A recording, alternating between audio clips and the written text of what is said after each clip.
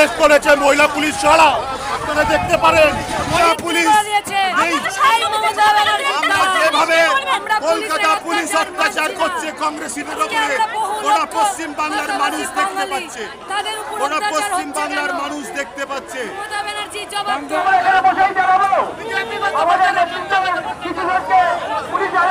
যুব কংগ্রেসের রাজভবন অভিযানকে ঘিরে ধুন্ধুমার ধর্মতলা চত্বর। উত্তেজনা ছড়ালো নিউ মার্কেট কলকাতা কর্পোরেশনের সামনে।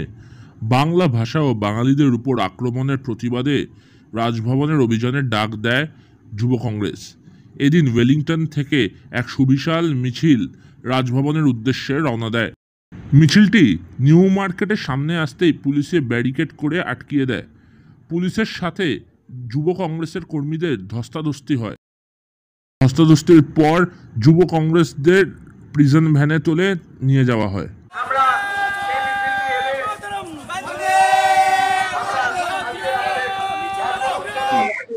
নানান রাজ্যে নানান রকম চাপ সৃষ্টি করা হচ্ছে, এটা আপনারা জানেন, দেখছেন সোশ্যাল মিডিয়ায় এবং নিউজ প্রিন্ট মিডিয়া সব জায়গায়।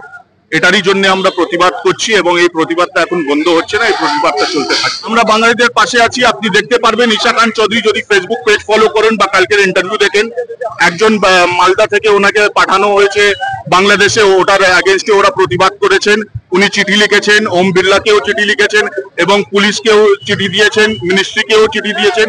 এর সাথে সাথে অন্য রাজ্যেও যে গুরুগ্রামে একটা লোককে মালদার ধরা পড়ে গিয়েছিল, পুলিশ ধরেছিল, ওকেও চিঠি লিখে ছাড়ানো হয়েছে। তো আমরা তো নানান রাজ্যে নানান ভাবে থাকছি এবং ইউথ কংগ্রেস আমরা একটা বসে কথা করছি যে একটা বাঙালিদের জন্য একটা ইউথ হেল্পলাইন আমরা কংগ্রেসের দিয়ে তৈরি করব, যে যদি কারো কোথাও প্রবলেম হয় ওই হেল্পলাইনে আমাদের কন্ট্যাক্ট করতে পারেন আর আমরা ওদের সাহায্য করতে পারি। কলকাতা পুলিশ অত্যাচার করছে কংগ্রেসীদের উপরে, ওরা পশ্চিম বাংলার মানুষ দেখতে পাচ্ছে, ওরা পশ্চিম বাংলার মানুষ দেখতে পাচ্ছে।